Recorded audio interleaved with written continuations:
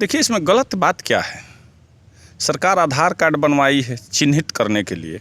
अगर प्रत्येक दुकानदार के दुकान पे नेम प्लेट लग जाए, इसमें दुखद बात क्या है? नमस्कार, और आप देख रहे हैं श्री कृष्णा न्यूज़। और इस समय हम लोग खड़े हैं छपरा जिले में और बीजेपी के नेता हमारे साथ संजय यादव हैं। संजय जी, एक बात चल रहा है, बड़ी जोर शोर से सोशल मीडिया या टीवी चैनलों पर चर्चा चल रहा है कि दुकानों का नाम प्लेट लगवाया जा रहा है। इस पर आप कितने % सहमत हैं? देखिए, सबसे पहले इसमें गलत बात क्या है? सरकार आधार कार्ड बनवाई है चिन्हित करने के लिए।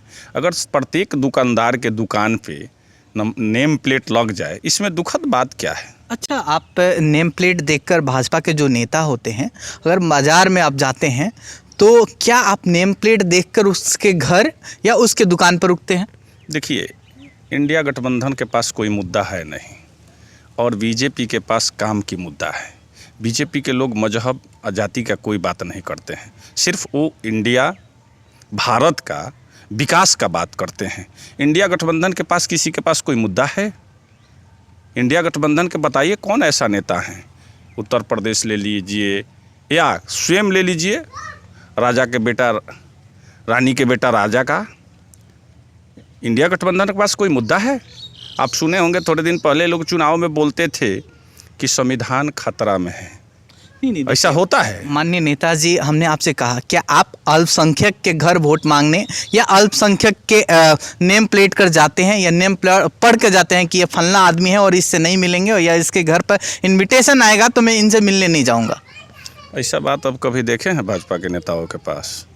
सबका साथ सबका विकास। तो फिर आज नेम प्लेट क्यों लगवाया जा रहा है? इस वर्षों से चल रहा है ये रीति रिवाज। हर कोई सेवा भावना, आस्था के भावना से देखते हैं कि अगर हिंदू का पर्व होता है तो उसमें मुस्लिम बढ़ चढ़ कर हिस्सा लेते हैं, और मुस्लिम का पर्व होता है तो हिंदू भाई भी बढ़ चढ़ कर हिस्सा लेते हैं। आखिर आज ये विवाद खासकर यूपी में ऐसा क्यों आया?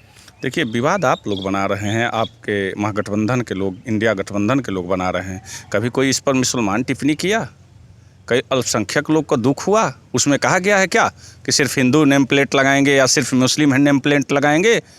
कानून भारत की भाजपा सरकार सबका सम्मान, सबका स्वागत, सबका विकास का नारा देती है। कभी बोलती है क्या कि भाजपा के लोगों कंवरिया पथ में अपना दुकान नहीं लगाएंगे मुसलमान? कभी बोली है भाजपा? ऐसा कोई बात नहीं है। आप देख रहे हैं इंडिया गठबंधन के पास कोई मुद्दा नहीं है, इसलिए हिंदू मुस्लिम का नारा देकर वोट के लालच में, अपने परिवार को पोषण करने के लालच में बीजेपी को कटघरे में खड़ा करने का काम करती है। लेकिन जनता समझदार हो गई है पत्रकार महोदय। नेम प्लेट की बात है तो नेम प्लेट तो ये नहीं ना कही कि सिर्फ मुसलमान लोग ही लगाएंगे, सिख लोग ही लगाएंगे, ऐसा बोलिए। सबके लिए एक, पहले आप देखे होंगे भाजपा का मुख्य एजेंडा था एक निशान, एक संविधान, एक झंडा। हुआ, हम लोग कर रहे हैं, हम लोग कार्य करते हैं। तो कहते हैं क्या कि मुस्लिम वर्ग के लोग हैं इसको गैस नहीं देंगे, ये मुसलमान है इसको किसान सम्मान निधि का नहीं पैसा नहीं जाएगा। किसी जाति मजहब का नाम लेके कभी बीजेपी के नेता बोले हैं? सबका विकास हमारा पार्टी का मूल नारा है, सबका साथ सबका विकास।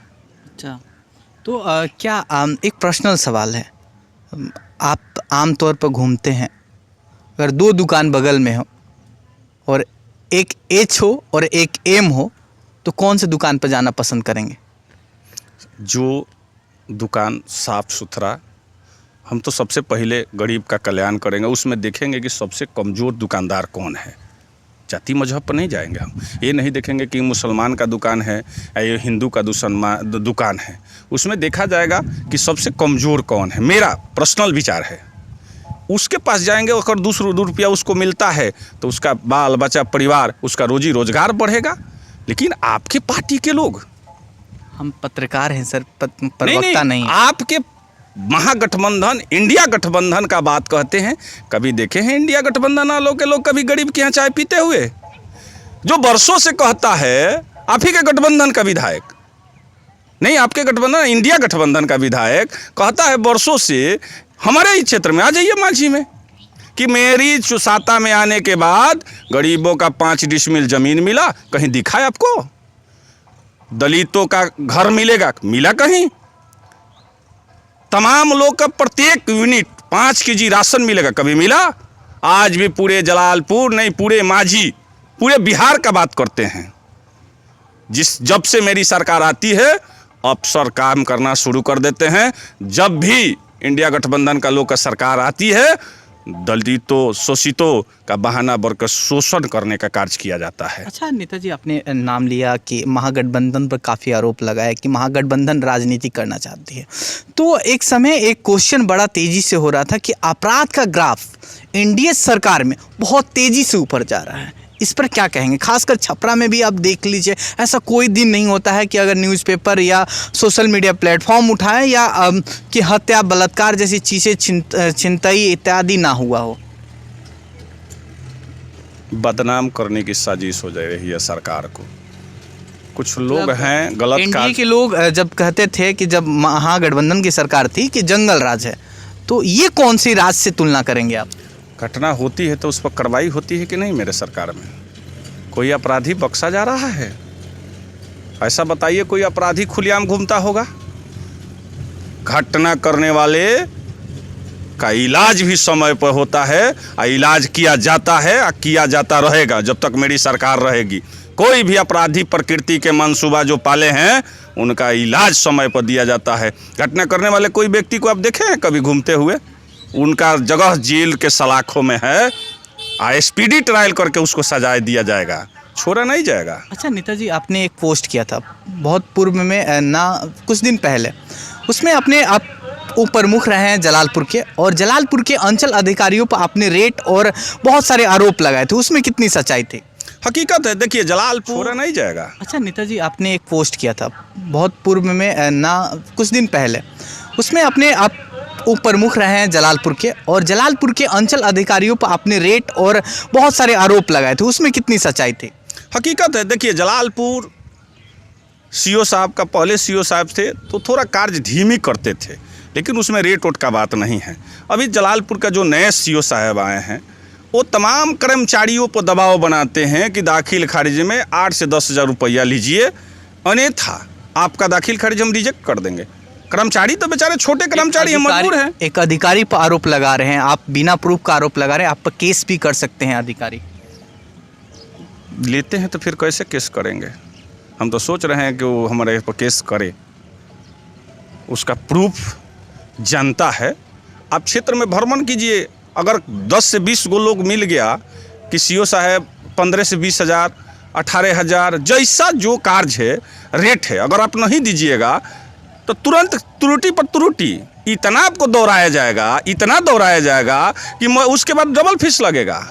उसके बाद जौन प्रतिनिधि अगर कुछ बात बोलते हैं तो धमकाया जाता है कि आप नहीं जानते हैं हमारे पर ऊपर का हाथ है, हम आप FIR कर देंगे। रिजेक्ट किया गया है, पूछने पर कि किस कारण से आप रिजेक्ट किए हैं तो सीधे कहते हैं कि आप जिला में जाइए।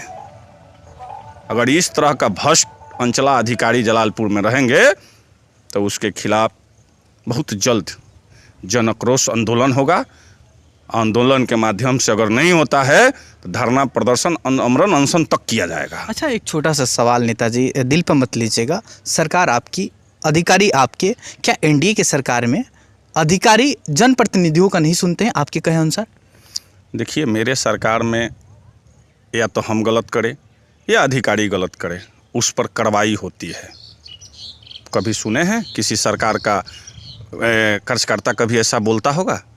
हमारे सरकार में जो गलती करेंगे उस पर कार्रवाई होगा, वो चाहे कार्यकर्ता हो या कर्मी हो।